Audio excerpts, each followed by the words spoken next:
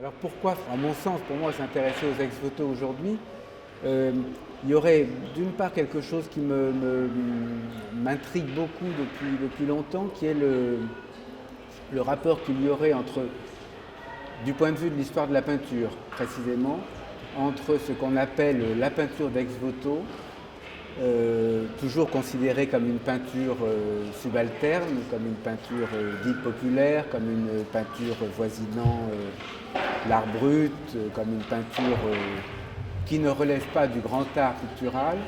et puis ce qui apparaît de plus en plus comme une sorte de partie tout à la fois secrète, enfouie et certainement importante de l'influence de l'art votif dans la grande peinture.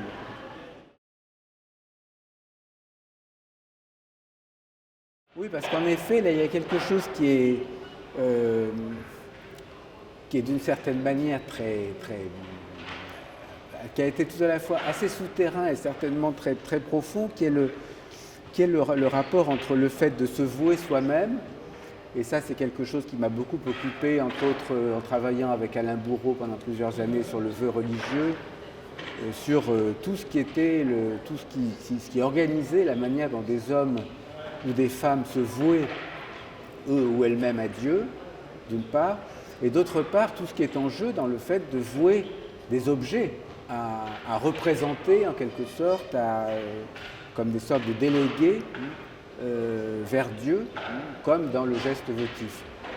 Alors qu'est-ce qui se joue entre le moment où l'homme se voue lui-même et le moment où il voue des objets? Qu'est-ce qui se joue entre le moment où l'homme cherche à se sauver lui-même par le vœu qu'il contracte avec Dieu et le moment où l'homme cherche aussi, d'une certaine façon, à sauver les choses par le lien qu'il tente d'établir entre Dieu et ces choses. Donc,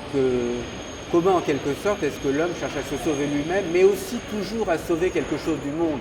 à travers les objets qu'il cherche à impliquer dans sa relation au Dieu. Et là, je pense qu'il y a en effet une sorte